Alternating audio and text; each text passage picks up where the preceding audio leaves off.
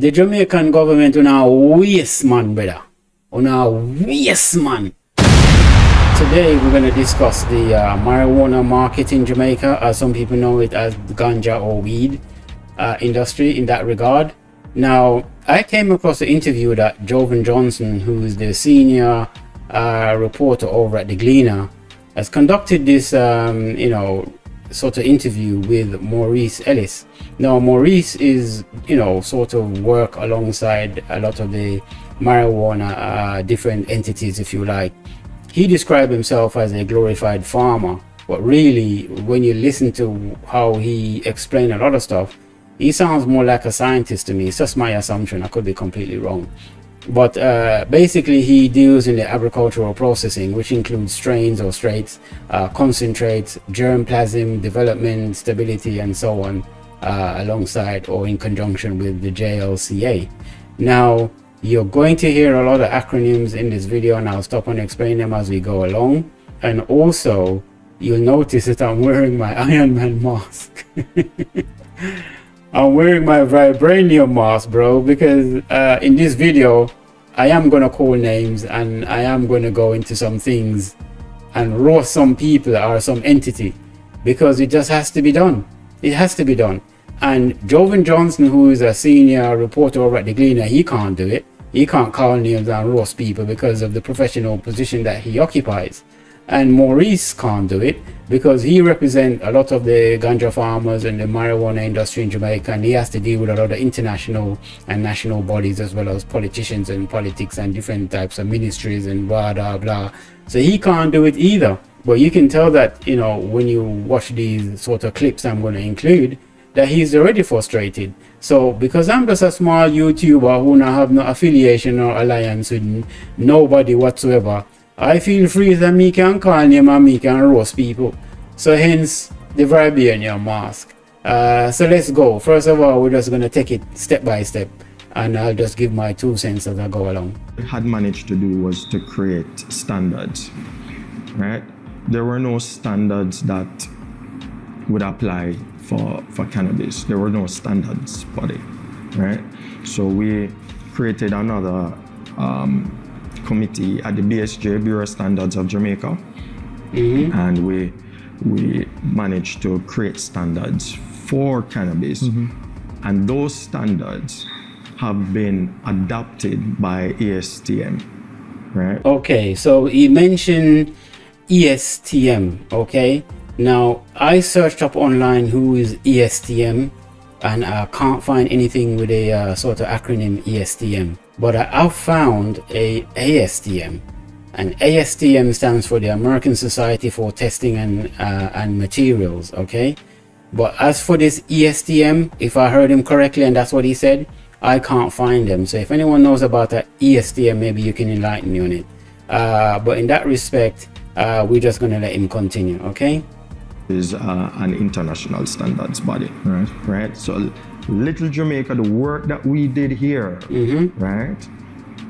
We have managed to also impact on a global scale as it relates to standards for cultivation, right? Which speaks to GAP, good agricultural practices, as well as GMP, good manufacturing practices. Another acronym. So what you've just noticed in that first clip is that, Maurice is crossing all the I's and dotting all the T's. And what I mean by that is he set up these standards via the BSJ, so that he can make sure that the Bureau has set standards that can be implemented as a committee. And he's also mentioned, as you hear, that he's been adopted by ASTM, which is the American Society for Testing and Materials. Now that tells me straight away that whatever his standards are, and they must have read it, they are in agreement with it. In other words, they accept it and say, this is good, this is good. It wouldn't be like, oh well, your standards seem like rubbish, so because your standard is rubbish, we can't adopt or accept those standards because it's rubbish. But as you can see, they accepted it, they adopted it. So that's the first point. So let's just go on to some more stuff, because there's some serious revealing stuff in this. And trust me, me tell you, I'm gonna go in. I have to go in for this, brother, because brother, let's go. So before me press play, bear in mind him just saying, the BSJ has adopted some, well, they've come up with some standards that the ASTM or the ESTM, as he put it, has adopted. Bear that in mind. Now listen to this. This is crazy. Years later? Well, I tell you, 9 years later, the challenges that we had in the beginning are some of the same challenges that we have today. What are those? Oh, there's myriads of challenges. Even though some of these challenges may not apply to the regulatory body, we still have the challenge of banking. Right? Commercial banks not accepting deposits for the cannabis licensees. Right? And that is linked to what? Their corresponding banking relationships. That's right. The association of the industry to money laundering and the fears and concerns about that. Precisely. US regulatory. Precisely. Wow. You have the INCB, which is the International Narcotics Control Board, that monitors the production of cannabis globally. Now, the CLA, from what I understand, is supposed to provide reports in order to keep in tandem with that body. Okay? Now, he mentioned the CLA, and that's a Jamaican sort of authority. They were launched back in 2015. And basically the CLA is the Cannabis Licensing Authority that tackles standards. And obviously with the BSJ, which they've set up, and the CLA, which is the Jamaican, sort of Cannabis Licensing Authority, you would have thought that Jamaica is good to go, but it seems as if the CLA, which is the Licensing Authority of Jamaica, only have teeth within the local Jamaican market. It seems when it comes to the international market, they have to come under some other international body, whether it be the Americans or the British or the Canadians or whatever else, under their jurisdiction. And I'm like, that don't make any sense. That's just crazy. But as you can see, you're starting to see the picture that everybody wants a piece of the pie. Everybody wants to sort of, too many chiefs and not enough Indians. And we've seen this happening already. So here you have it, where he's talking about the CLA and what they're supposed to be doing. But then if you're complying with the CLA, why can't you get, business banking? Why is commercial banking non-existent? Why are you struggling to have that? You know what I mean? Unless he's not telling us that he's not, certified under the CLA. I mean, something to add up right or so. So let him continue. Okay. Now, the thing now is that we have so many different aspects and groups involved in the ganja space. Too many you chiefs. have the sacramental aspect, right? You have the commercial aspect, you have the research and development, right? Now, our primary focus was to include all the practitioners. Right? Meaning the association? The association, GGPAJ, right? Okay, so let me stop him there. He mentioned the GGPAJ. Now, I'm just saying this is not just for people who are in the marijuana market and they know all these acronyms and they know all these different bodies and committees and licensing authority and blah, blah, blah. This is for people like me who, before I did this video, didn't know nothing, jack shit about what's been going on in this regard. So I had to go do my little research. Now, GGPAJ means the Ganja Growers and Producers Association of Jamaica. That's what that means. Now, they don't have a Facebook page, they don't have a website, which is amazing to me. This is crazy. But they do have a Facebook page. And I'm like, why are you setting up a social media page and you don't have your own website? You must have your own website where you can have direct. Why are you going to a third party like Facebook or Instagram or whosoever? It doesn't matter. TikTok, whatever you want to do. You're running business and you have a Facebook page. And I search high and low, brother. I couldn't find GGPAJ's website. hope is coming, because I couldn't find it unless them call it something else, and whatever that name is, because even when I went to their Facebook page, there's no link to our website either. So but that's basically what the GGPAJ is. And the GGPAJ is basically all the local farmers, as him said, whether them are dreadlocks or them are bald, he's trying to encourage everybody within the space to be able to get involved in the marijuana industry in Jamaica, yeah? Which is a good thing. He's trying to create equal opportunity for everybody, which is what you want, investment in people. But at the same time, I must say to GGPAJ, get your act in order and get your own website, and don't rely on Facebook and any type of social media. Use that as your marketing, but your base has to be your website where people can read up information about you, how to get in touch with you, how to do business, etc., etc. I don't have to spell it out and draw your diagram. You understand what I'm trying to say? But let's just let Maurice continue, okay? Whether it be Rastafarians, Bald, anybody, equal, right, who is well thinking, right, and wants to develop the industry, right, would become a member of the GGPAJ, and then we would assist them, right, in developing whatever it is that they wanted to do, right, in their area of interest. So to me, that sounds fair. That sounds like he's really thinking about including a broad section of Jamaican society who have, as you said, well-intentioned reasons to get involved in the marijuana industry. Of course, you're going to come under some type of regulatory authority, and you have to, whatever you do, you have to adhere to the BSJ standards, obviously, and obviously the CLA as well, which is the licensing authority. You'd have to get your license, apply, and go through what procedure and criteria laid down for you to do that. And once you satisfy the CLA's criteria and you get your license and you adhere and keep up with the BSJ standards, you should be good to go. But we let him continue, because as you can see, them still get a fight. But without regurgitating too much, GGPAJ, you need to get yourself a website. At least don't make things more difficult for you than it already is.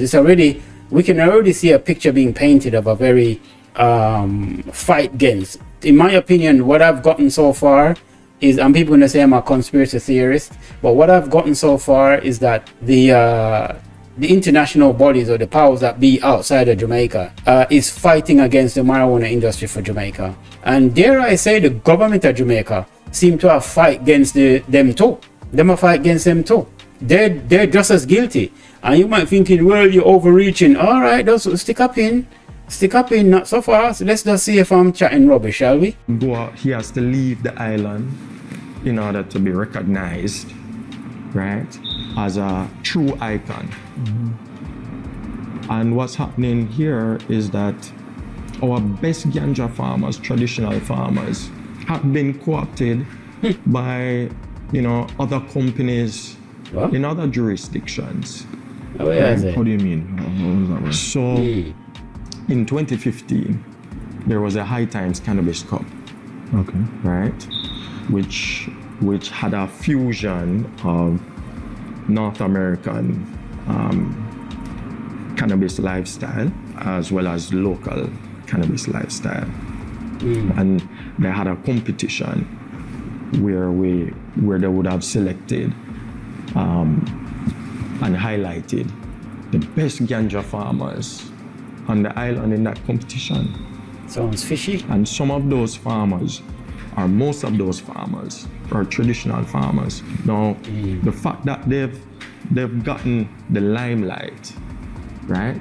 Most of those companies, what they did is offer them contracts abroad to go to California, Colorado, Canada, right, for better opportunities. Okay, let me pause him right there. So, whoa, this is why am I not surprised? Why am I not surprised, bro? So people might be asking, well, what's wrong with that? The whole competition, and Jamaica entered and some North American entered. And when he say North American, that could, I'm not sure if he said it, but it could include Canada. As you know, before I jump into this and go deeper, Canada, from what we understood before a few months ago, was trying to get their seeds or whatever it is imported into Jamaica, and there was a big backlash against that. There's always one person willing to sell out Jamaica and put other people's market before ours. That's a no-no. You don't bring other people's produce into your country. If you're going through the airport, there's something called, you have to fumigate anything that's plant-based or seed-based or even foods like that. They fumigate it because they don't want any germ or any type of disease or any type of whatever to contaminate the food supply and the agricultural supply that's in that particular country. So when you have a situation where the Canadians were trying to bring over the seeds, and there's this Jamaican, I forgot his name, was trying to assist them in bringing that over, my eyes went wide open, because I'm like, seriously, you can't seriously be thinking of bringing in something like that, which is going to contaminate the high quality and the premium brand of Jamaican weed, which we all know is the best weed in the world.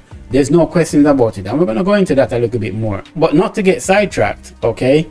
When he mentioned this competition, and people are saying, well, what's wrong with the competition? You know, them enter and we beat the Americans and we show them so we're better. And you're not seeing the bigger picture. Well, no, see the bigger picture. He just said it.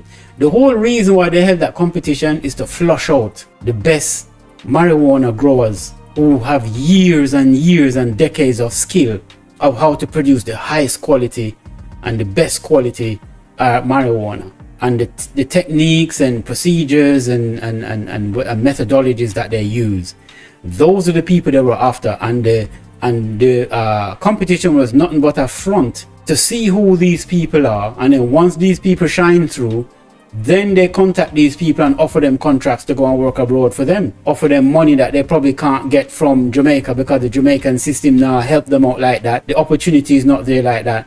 You know, Maurice has already explained some of the red tapes that and some of the battles he has to go through. But this is going to get hotter and hotter. We haven't getting at the meat and potato yet. So I can't blame farmers, especially of the top, you know, high skilled farmers with years and decades of experience. When they get, you know, lowered abroad, I can't blame them for going abroad to a certain extent and be able to feed their family and live a better quality life. I understand all of that. But, and there's a big but, and I don't mean your backside, but there's a big but, and that but is when you go over to abroad, whether it's Canada, America, wherever they lower you and give you a nice lucrative little contract to work.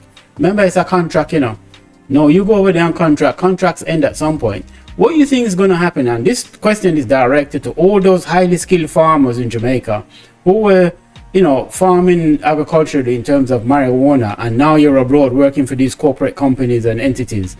What do you think is going to happen when you arrive there? The only reason why you're there is for them to extract your knowledge, extract your skills, your expertise, and all your years of experience. That's what they're interested in. They're not interested in you or your family. That's just the sweetener for the deal. If you say, okay, you can come, you get your work permit, you get your green card. I don't know what I don't even think you're going to get a green card. You're probably going to get some type of work permit, contract. You're over there, you're working, and probably provide you with accommodation. You probably have a good, nice little salary, so you earn money so you can come back to Jamaica at some point when the contract ends and build up your nice house for you and your family. That's all good. But all they're interested in really is to extract the knowledge that you have and the methodologies that you sort of use over the decades. Once them get that and them understand it in its entirety, they don't need you anymore. You'll be kicked to the curb back to Jamaica, okay? And here's the bigger picture that you guys not seeing. When them kick you back to Jamaica and if you decide to continue in the marijuana space, you won't be able to compete with them anyway. You know why? Because they've lowered you abroad, paid you lots of money. You've given them all your skills. Maybe the contract is for 5 years, 15 years, 10 years, 3 years. I don't know how long it is. But they're going to get you and make you stay with them for as long as you have to. Them take you for a 2 year, and them things that them not extracting enough for it, they might extend the contract for another 2 year. But they'll continue extending it until them get everything them think they need to know from you. Once they've reached that point, your ass is back in Jamaica. No, for you and any other farmer who is going to compete with these people, no, you can't compete with them because they have the same knowledge and expertise where you have, because you give them everything at a price. Not only that, they have the money and the funding and the backing that Jamaica don't have and the Jamaican marijuana industry don't have. They also have the network and the connection and the support of all the different international licensing authority and other authorities that controls narcotics and all the other different elements that comes into play. All of them are on their side. They're all colluding against Jamaica. And I'm just making it clear. They're colluding against Jamaica, brother. But Maurice don't want to say it, but that's how it looked to me. They're colluding. And the reason why they're colluding is because if you ask anybody, okay, You ask anybody, where does the best marijuana come from in the world?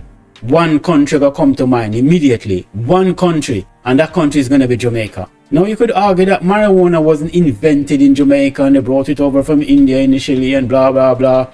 But like most things, when Jamaica got it, what we done with it surpassed what everybody else can do with it. You understand? And because I don't even know if that's even true about, you know, marijuana originally came from India and whatever. But anyway, what I'm saying to you is Jamaica has the best marijuana in terms of the grade in the world.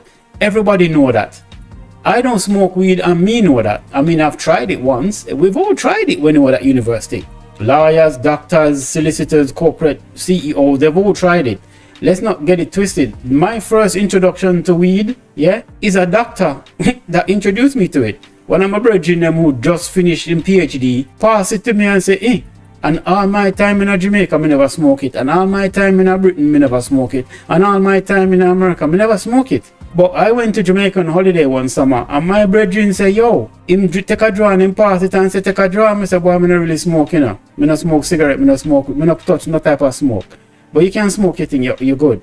And him say, no, man, you're up on holiday, summertime, blah, blah, blah. You just graduate from uni, me just graduate from uni, turn up a bit. And I say, all right, I'm going to take a few draw. You understand me? So that was my first experience of weed, my first and last experience of it. Because even after I try, it never do nothing to me. I say, I don't really like it. I don't see what the fuss is about. But that's just me personally. Some people get a high from it. I never get no high from it. Okay? And so that's what I'm saying in that regard. So when it comes to a situation where people want to know where the best weed come from, a Jamaica, them are going to say. So these different corporate companies and entities and government structures around the world internationally, them know that. They know that. You think them don't know that the best weed come from Jamaica? When all of them jump on them first class flight and come to Jamaica staying a 5-star all-inclusive hotel, you think them come here for? It's not just the sun, sand, and as you know, they're the S. Them also come for some weed.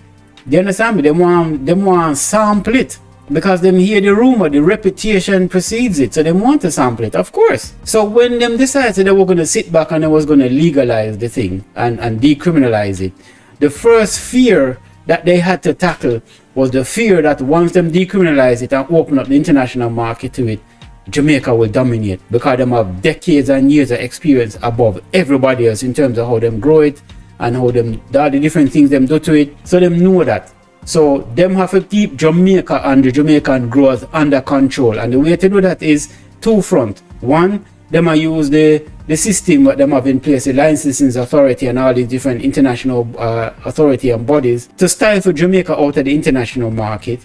And two, they're actually lowering and buying out a lot of the high quality farmers for them to go abroad and teach them the skill. So that's it. And I suspect there's a third angle, but I'm just going to let him finish. I'm going to make Maurice finish, okay? Right, and better recognition, right, for the work that they have done. Yeah. Right?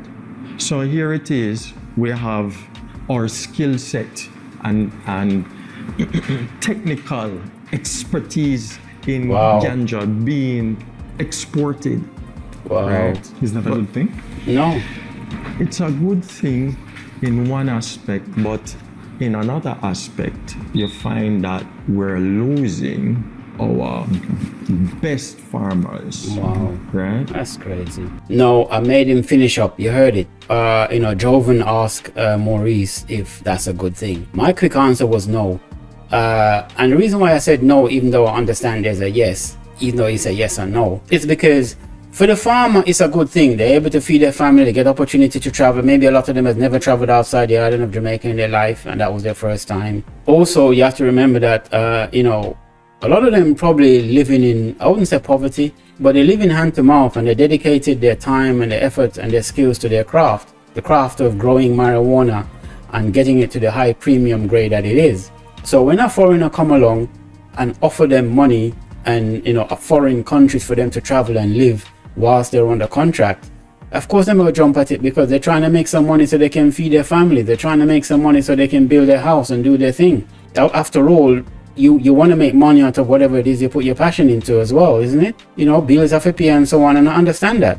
But at the same time, in the long term, I wouldn't even say long term, the medium term, that's bad for Jamaica marijuana market. It's really bad, because what they're doing is inadvertently they're helping these foreigners to destroy the marijuana market in Jamaica. Because as I said to you, once you don't divulge all your skills to them, because once they take you under contract, you know, you're gonna work. They're gonna have people shadowing you. You can't lock up in a room and say, oh, don't look what I'm doing and don't watch what I'm doing, and only when we have the finished product you can see. No, they're gonna have to be there every step of the way. They might take notes, they might record them. There's people that's gonna be working alongside these expert farmers. That's probably gonna be their managers and overseers. Do you understand? That's gonna make note of every nook and cranny. Why you doing this? Why did you plant this now and not now? Why you set the temperature to this and not that? Why did you move this over here after 2 weeks? And them gonna take note of every little thing. And once them get everything they need to know, then they can compete more. They can be more competitive in the market, and they can outcompete Jamaica in the market in that respect. And I think what Maurice should do, I've said this about the athletics in terms of the NDA, and I think, even though you might say, what athletics have to do with this? Well, everything connect where Jamaica is concerned. So just like with that, I would say, if you get these people involved in the marijuana market, I think you need to find a way to protect your stuff, especially with someone who is competing in line with what you're doing. So in other words, and you might say, that sounds crazy, you're chatting nonsense. Okay, let me tell you what's facts. Here's a fact. When I used to work in the corporate industry, in the tech industry, and in the finance industry, if you occupy a prominent position, or you've worked on some very sensitive project for a particular company, and either them fire you for whatever reason, them sack you for whatever reason, fire, sack, same thing, Americans say fired, British will say sacked. So whether them fire you or them sack you, or you resign from that company, because you were privileged to sensitive information, or you occupied a sensitive and privileged position within a company, before you start working, you have to sign not just an NDA, you have to sign to say you can't go and work directly for the competitor for the next 6 years, 8 years, whatever it is them stipulate in that contract. You can't. So it's not no far-fetched crazy thing, I tell you, this is facts, and that's for a good reason. So if you have two big tech giants, and you work on the algorithm for these tech giants, and you know, and you're privy to the source code and how the whole thing works, and then you're going to work for the other tech giant who is the direct competitor in that market to them, they're going to say, well, you can't work for that tech company in the same capacity like what you're doing here, because they're fearing that you're going to take the skills and everything you learn, and you're going to go over there and divulge it to them, and the NDA covers all of that. So before them even go that way, because it's going to be difficult for them to prove that you're taking the skills and taking it to another company, then we just put in the clause, say, listen, for the first 6 or 8 years or whatever, 5 years, you can't work for certain companies within the tech industry on that capacity. You just can't. They're not taking a chance. And here's the thing, when Elon Musk bought Twitter, okay, and he took it over and he fired all of those, he sacked all of those, a lot of those staff and technical staff. The rumor was, and it's only a rumor, the rumor was allegedly they went over to Facebook, and Facebook employed some of those disgruntled, fired staff, and they then took the technology, what they knew from Twitter and was working on, and brought it over to Facebook, and hence the Facebook's threads, is it threads or whatever they call it, was the sort of answer to Twitter, because that, the two bosses are in some type of competition all the time. So because of that, Elon Musk, and this is all rumored, this is all alleged, that we don't have proof of it, but this is what's been going around in the tech space, that Twitter's bosses suspect that the disgruntled employees who got fired, when they got employed over at Facebook, because Facebook probably specifically search them out and employ them, and they bring them technology and them skills over there, and next thing you know, boom, there's threads, and that's directly competing now with Twitter, where before that, for the decades that whatever long that Facebook has been on, that's been on social media, they never had anything equivalent to Twitter. They never had the threads. So this is what I'm saying. These things is a reality. So is what I'm saying is not far-fetched. So when it comes to the marijuana market or the ganja market or whatever you want to call it, I think people like Maurice with the BSJ and the standards and whatever, you need to set something in place that says, listen, the what do you call them, the GGPAJ, which will be directly, these are the people that you target directly. The members of the GGPAJ, which is the Ganja Growers and Producers Association of Jamaica, which I'm assuming, I don't know much about this, but I'm assuming, logically I'm thinking now, this is where all these highly skilled farmers with decades of experience are going to come into play, because they're going to be a part of that sort of association. And you're going to say to them, listen, when you join this association, when you join the GGPAJ, sign here, NDA, and no foreign country can just employ and give you a contract and you run go over there, go divulge all of the skill and methodology and research and decades of what we've been building, and you're just going to take it and hand it to somebody somewhere else at a price. That's selfish, and you're destroying your own market. But we have a situation where many people have been going about destroying their own market simply because them just see the money first, and I understand it. But you have to think bigger, and I'll say this to the GGPAJ members and anybody else who want to get involved in the space. Think, if you're going to get involved in the Jamaica marijuana market, the government is not even helping. First thing, bar any international organization from coming in and setting up shop in Jamaica in terms of growing weed. That's a no-no. You can't have them come in and exploit your system and then I'm going to take all of the benefits and I give you the reward. But this is Jamaica as a whole. But we're going to go into this a little bit more detail. Let's just finish up on some of the stuff that Maurice has been saying, okay? Now, before we play this, there's two more little clips I'm going to play. This one and another one. And I'm going to tell you straight up, it's about to get real. Let me tell you, it's about to get real. Listen carefully to what Maurice is about to say. Listen to this. Do you have a sense as to how much investments have been pumped in dollar terms in the local industry in Jamaica, and the extent to which there's a good return on that investment generally? Well, collectively, between cultivation, processing, as a whole, you're looking at billions of Jamaican dollars. Wow. Right? 2015 and 2016 saw a lot of Canadians, North Americans, a few Europeans, a number of South Americans coming into the island with large amounts of investments and business plans to develop a local industry as well as an export industry, right? Since then, we find now that we don't have that sort of attraction for investment anymore. You find that based on the regulations is one aspect, as well as the fact that today there is still no banking. Wow. Right? Yes. Did you just hear that?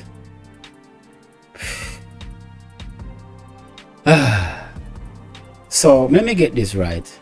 On top of all the other stuff that he's just outlined, you have a system now where investors want to come in and invest, and all of a sudden that investment dry up. Seem like them get a phone call. Seem like somebody got in touch with them, an external body, and say, yo, don't try going to Jamaica and develop their market, because if you do that, they're going to take over the thing and we'll try our best to shut them out. Seem like some collusion are going on. That's how it appears on the surface. That's how the optics look. The optics look that way, that there's collusion going on an international level. And there is a combined effort to shut Jamaica out of the international market where marijuana trade is concerned, legally. So Jamaica have them own CLA, them have them BSJ, so them have that in place, so them can't use that as an excuse and say, oh no, no regulated, oh no, no have no licensing body, oh no, no have no standard. Them can't say that because Maurice says make sure say all that is in play. Okay? Now here's the thing. With all of that, it's a situation where the people them that's coming in all of a sudden dry up, so it seems as if somebody scared them away. And here's the thing. You have to be weary of these international people. I mean, Canada keeps coming up into these stuff, which makes me weary. Jamaica need to protect their sovereignty, brother. Too many people just come in and just do the country badly. Them just take They're treating Jamaica just like them treat Africa. And a lot of people think, oh, look at them African leader, them don't know if, control them country and close them borders and make sure so them thing, secure and, But then Jamaica worse. Jamaica is much worse. The corrupt politician them just make anybody willingly just walk in and take what them want. A matter of fact, the Jamaican government don't even have any vision. No vision. They wait for foreigners to come in with the vision, create a market, and then turn around and give them the crumbs. Them stretch out the man and say, so what we gonna get? We give you tax concessions, we give you this, we give you that. Well, I'm give you some of the crumbs out of the market where you create now. Because the Jamaican government, successive governments, both sides, has failed to look around Jamaica and see the potential and create the market and control it for themselves. Them can't do that. That's like if me discover a big diamond mine on my land, and somehow, for whatever reason, this diamond mine is now being controlled and taken over by some foreigner. And me have to beg the foreigner for handout from my own diamond mine where I produce diamond out of my own land. That sounds crazy. I might tell you that would have never happened. The diamond would have to stay there for the next 1,000 years while me broke. Me would have rather that. But me now make no foreigner come in and take it and give me crumbs. And me have to beg. No, sir. And this is what's going on with Jamaica. So what he's saying is, it's just crazy. It's crazy that, even though you'd like the investment to come in, you have to be weary of the investment. And maybe it's a good thing that them fall back and them never bother go through with it.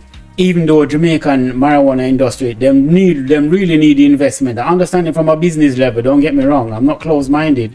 I understand it from a business level. What I'm saying is, if you're going to let these foreigners and foreign nationals come in, you need to have a set of conditions where them have minority share, very little bit, 10% if that much, yeah?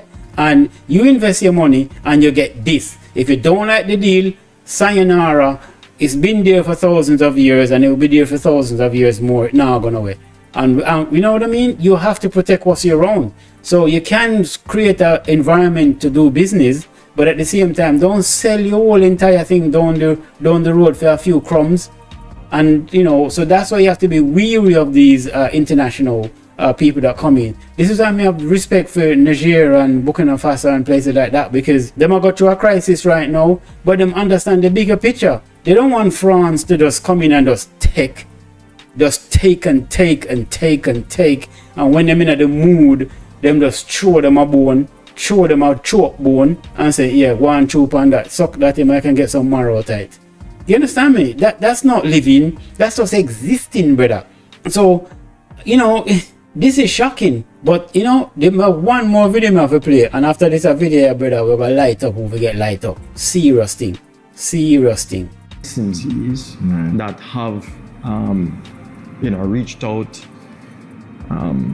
to the government as well as to, the regulator to say, hey, what is it that can be done to assist us, right?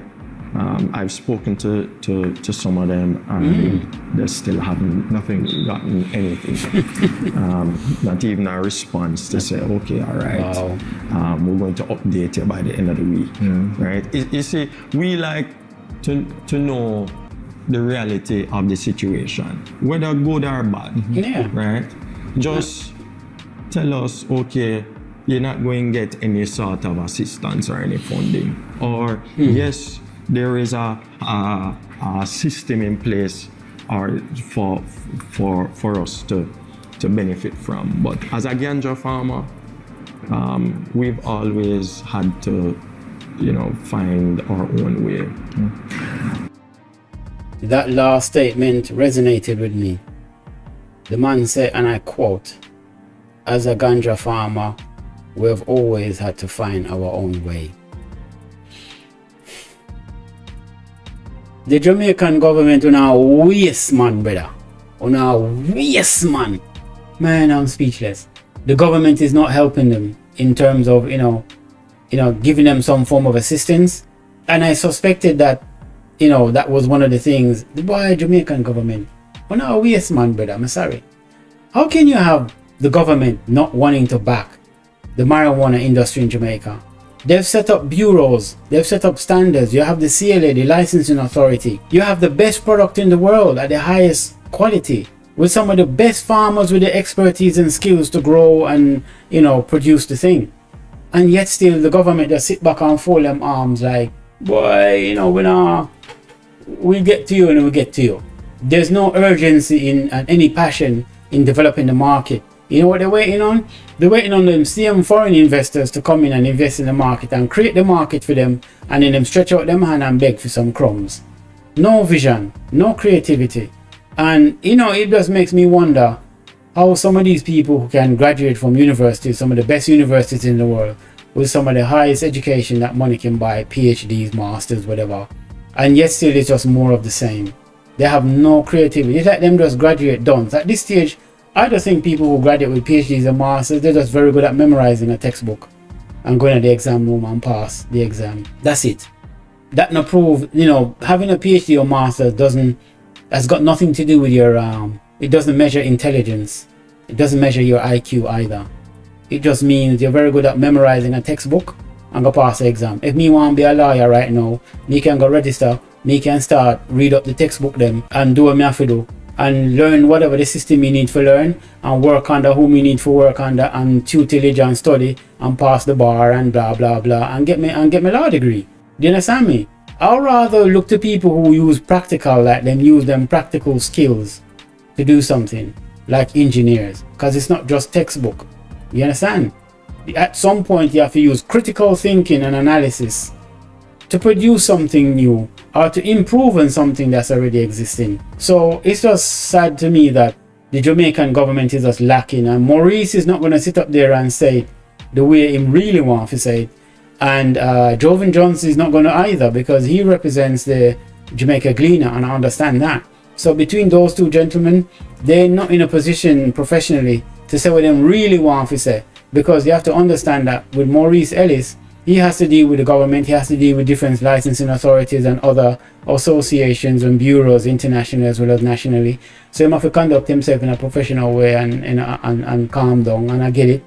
And you can notice that he's, you know, one of the body language he uses is always clasp his hands together, and that's just a way of him subconsciously controlling what he really wants to say. That's what that is. And then you have a situation where you know, the government is just missing in action, brother. And then you have the banking system who they're not trying to help either. You know, it's just crazy, or they're missing in action.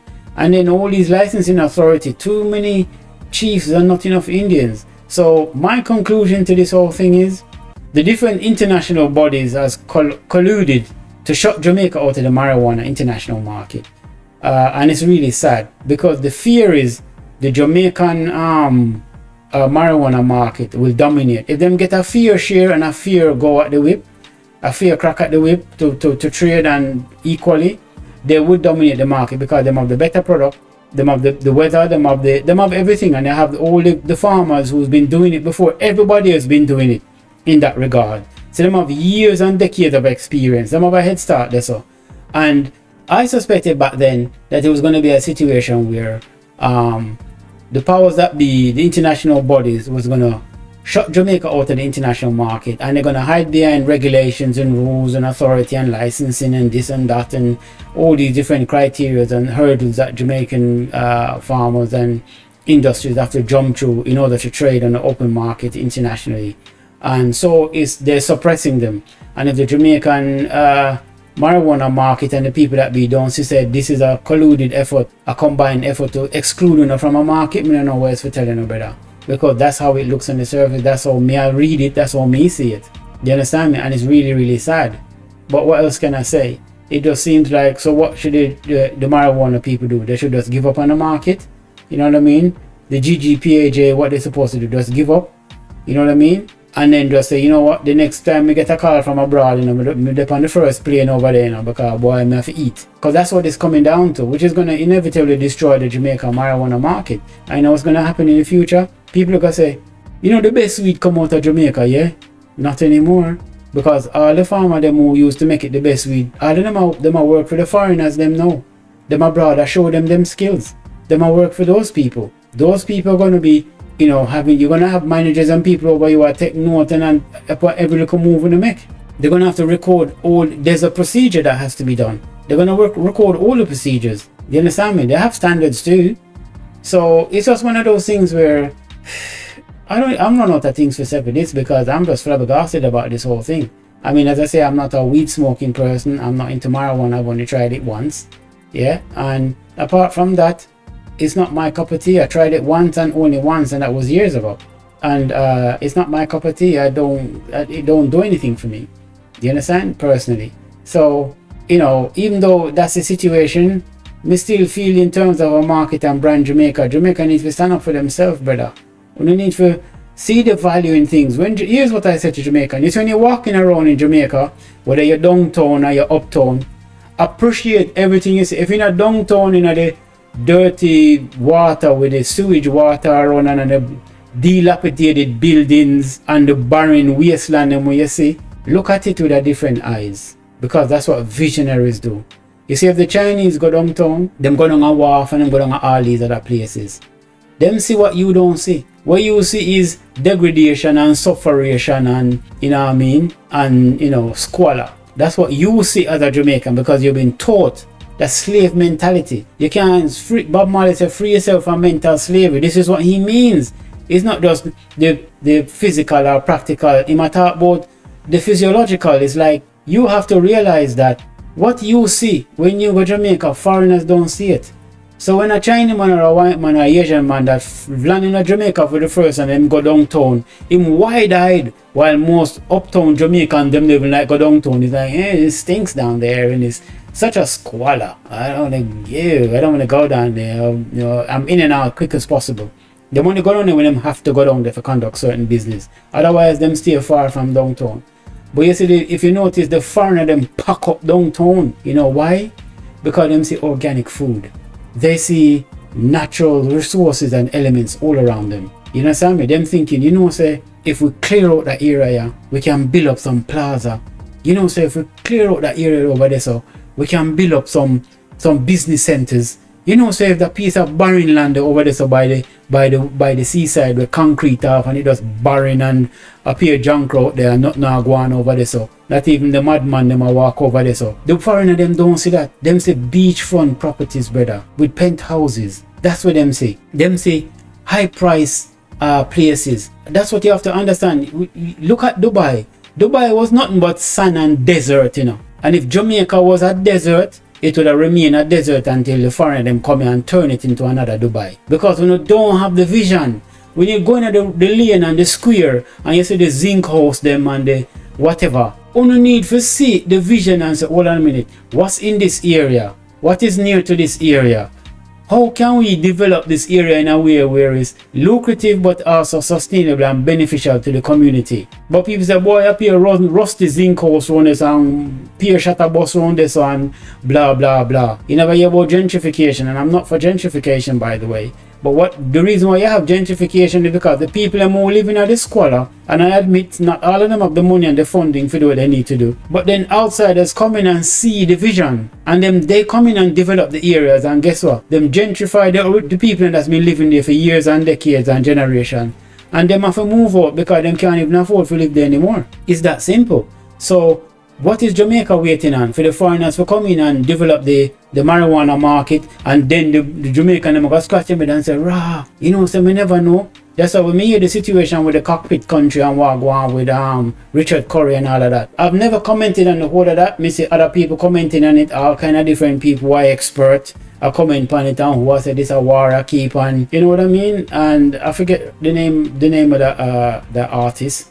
I forgot her name. She's always speaking on the, you know, cockpit country and Richard Curry and Buju Banton and all of that. And she do make some valid points. I'm not going to knock her. I can't remember her name off the top of my head. But at the end of the day, what I'm saying is, to a certain degree, I understand what Richard Curry is doing, because people don't seem to realize that Richard Curry is a very educated person. He's a very educated man, okay? He's educated in the field of accounting and finance. So don't get it twisted. You got to research Richard Curry. And there's somebody grew up in a bush and a type, put bush in him here, and a wrap green scarf or whether a scarf on him neck, and you see him have a hand on him neck and him a blow it and him a blow the obeng or whatever it is. He's very well educated, university educated, abroad and home, yeah? So let's not get it twisted. So he understands the commercial benefits of the cockpit country. He see the vision, and when him see other people come in for try to exploit and mine and excavate the land for the raw materials that it offers, him and him tribe them have to keep them out. I mean, I agree with that.